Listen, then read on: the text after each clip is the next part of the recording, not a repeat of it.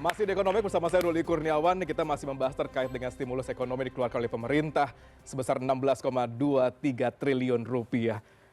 Ada banyak insentif coba disampaikan di sana, coba dikeluarkan di sana, ada stimulus di sana dari 16,23 triliun, ada untuk 20 ribu magang dibayar UMP, kemudian juga ada bantuan pangan, ada juga untuk bantuan jaminan kesehatan, banyak sekali di sana.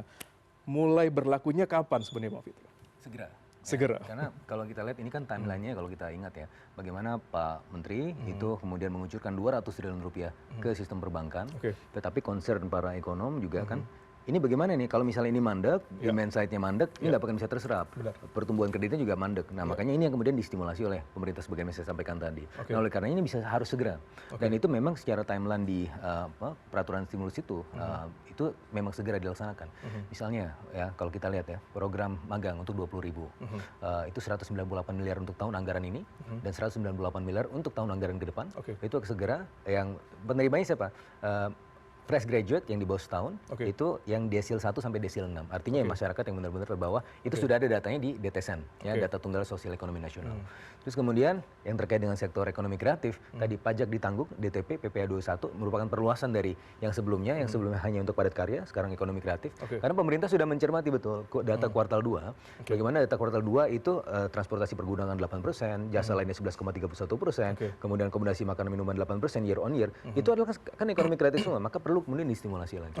Dan juga tidak kalah pentingnya adalah, nah ini ada kaitannya dengan bagaimana pola kebijakan Keynesian, ya cash for work. Jadi kalau Keynes itu kan bilang kalau secara subliminal, kalau misalnya ada tekanan, Anda bisa mempekerjakan pekerja itu untuk gali lubang di pagi harinya dan tutup lubang di sore harinya.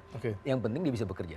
Gitu. Nah itu cash for work itu 3,5 triliun dari Kementerian PU, 1,8 triliun dari Perhubungan. Itu semua adalah untuk menstimulasi tadi demand side dan juga as well as supply side. Karena di peraturan di stimulus nomor 7 itu ada deregulasi PP 28. Bagaimana ini bisa dipercepat ya proses kemudahan berbisnisnya sehingga mendorong juga dari sisi supply-nya. Gitu. Kejar demand yang besar di sana supaya supply juga bisa mendukung di sana. Kalau tadi disampaikan oleh Bang Fitrah bahwa ada lebih pagi ke lubang lebih baik gitu ya. Tapi ini kan kalau dibilang dengan let's instant kayak 20 ribu magang dibayar oleh UMP. Kira-kira gitu ya, yang dikejar di sini adalah lulus dapat kerja dulu tapi magang gitu. Tapi kan diinginkan di sini adalah kerjaan formal yang sustain gitu. Nah, fundamentalnya lagi adalah bagaimana menciptakan lapangan kerja yang sustain. Bang Rifki melihatnya gimana? Mungkin untuk program magang tadi, lagi-lagi ini sama seperti banyak program pemerintah lainnya, isunya biasanya seringkali diimplementasi. Artinya program ini bisa jadi program yang produktif, bisa jadi program yang kontraproduktif. Artinya program yang kemudian menahan pekerja low skilled gitu dengan upah tertentu sehingga kemudian mendistorsi pasar tenaga kerja dan tingkatan upah. Lagi-lagi ini memang implementasinya harus precise, perlu jelas sampai kapan dan ini exit plan-nya seperti apa, quote unquote exit plan dari program ini. Tapi yang berikutnya perlu juga adalah penciptaan lapangan kerja yang masif dan good quality jobs. Nah ini juga mungkin berkaitan dengan isu di tempat Pak Maulana bahwa industri pariwisata gimana pun itu adalah industri yang tersier. Kalau kemudian masyarakat sudah menyisihkan untuk kebutuhan sehari-hari, untuk kebutuhan cicilan segala macam, baru mereka spending untuk pariwisata. Nah, lemahnya di sektor pariwisata mencerminkan masyarakat itu daya belinya menurun gitu. Mungkin hanya bisa untuk memenuhi kebutuhan sehari-hari saja. Jadi butuh masyarakat itu lapangan kerja yang kemudian membayar upah yang layak, memberikan proteksi yang layak, dan ini bisa terjadi at scale dalam skala yang masif. Nah, gimana caranya? Caranya adalah perlu ada investasi, investasi yang besar yang menciptakan lapangan kerja, bukan investasi kecil-kecil yang kemudian penciptaan lapangan kerjanya sedikit, mungkin juga di sektor informal dan seterusnya. Nah, ini sangat berkaitan dengan iklim usaha dan iklim bisnis yang kondusif dan sustainable sehingga masuk investasi skala besar yang menciptakan good quality jobs. Saya punya Pak Fitra, dengan ada stimulus ini apakah Anda yakin investasi akan semakin bergeliat nih ke kita gitu karena ada peningkatan daya beli yang coba dikejar di sana? Jadi investor selalu menanti sinyal-sinyal. ya, baik itu domestik maupun dari luar negeri ya. Kalau kita lihat kemarin bagaimana Apindo juga beberapa teman Apindo yang kita lihat, mereka masih menanti sinyal-sinyal lain. Ya. Ini adalah satu sinyal positif. Pak Maulana juga tadi menangkap sebagai sinyal positif, tapi tentu perlu diikuti oleh dari sustainability kebijakannya nanti konsistensinya nanti ke depan seperti apa. Nah ini yang kemudian kami yakin bahwa ini akan bisa memicu suatu hal yang lebih baik. Setidak-tidaknya kalau kita lihat dari leading indicator, Mas Ruli ya. Jadi setelah Menteri Keuangan itu mengeluarkan beberapa kebijakannya, yang pertama memindahkan uang 200 triliun, yang kemudian paket stimulus, itu segera di hari pertama ketika 200 triliun itu pindah, itu emiten perbankan langsung meningkat value-nya ya di ISG. Terus kemudian setelahnya ketika ada paket stimulus ini dikeluarkan, itu kemudian ISG juga menyentuh all time high. Ya meskipun naik turun ya, tapi itu sudah menyentuh all time high. Setidak-tidaknya itu memunculkan semacam sentimen positif bagi para pelaku pasar. Yang jadi tidak kalah pentingnya adalah ternyata pelaku pasar masih memandang bahwa fiscal prudence itu masih tetap terjaga. Apa indikatornya?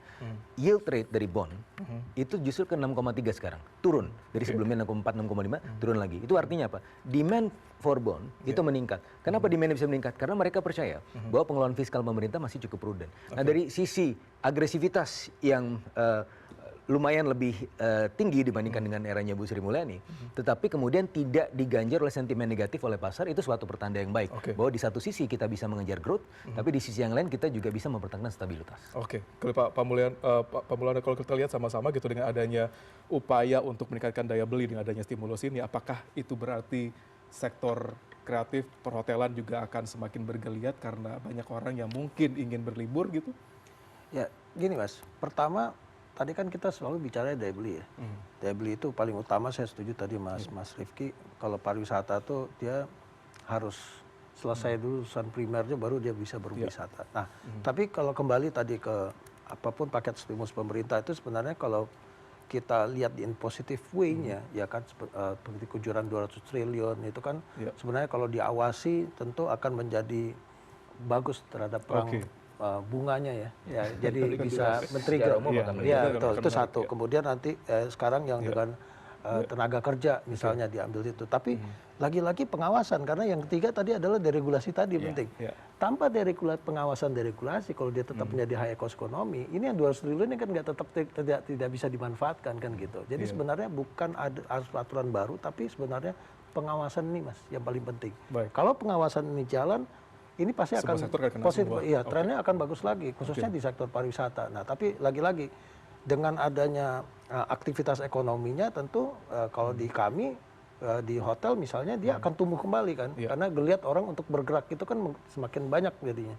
Itu yang paling penting Mas. Begitu dia bergerak, ada aktivitas ekonomi, ekonomi kreatifnya juga akan tumbuh. Karena tadi saya bilang kita jangan lupa loh, banyak daerah itu bergantung kepada UMKM. UMKM ini juga membutuhkan pergerakan untuk menggeliatkan usahanya. Oke, siap. Bang Fitra, bagaimana dari pemerintah mencegah terjadinya fraud, kebocoran gitu, dan distribusi anggaran jumbo ini benar-benar bisa terserap ke daerah, karena disampaikan memang daerah menjadi salah satu yang cukup bergelut di sana gitu. Ya, kalau kita bilang anggaran jumbo, ini 16,23 triliun belum terhitung jumbo. Karena belanjanya itu 3.600 triliun rupiah. Tetapi tentunya aspek pengawasan itu menjadi concern paling penting ya dari pemerintah sekarang. Karena jangan sampai uangnya itu tidak memberikan stimulasi ekonomi, justru kemudian menghadirkan masalah-masalah baru. Nah oleh karenanya, itu yang kemudian kenapa ada tim akselerasi.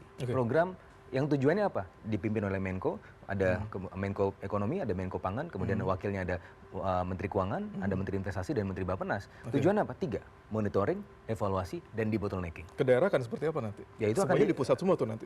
Ya ini kan mekanismenya jadi gini, kita harus memandang Indonesia menjadi satu kesatuan utuh, tidak pusat daerah, tapi ini pusat berkolaborasi kepada daerah. Pada akhirnya kan implementasi juga ada di daerah juga. Nah sehingga itu yang dilakukan, debottlenecking, ya semua ada PJ-PJ-nya. Kalau kita bicara PJ kan bukan semuanya yang dilakukan oleh kementerian itu yang diserahkan sebagai PJ, tapi dia sebagai penanggung jawab untuk memastikan bahwa memang anggarannya masuk ke lapangan. Nah, Pak Purbaya kemarin juga sudah belak-belakan. Kalau ada kementerian, ini saya lateral ya.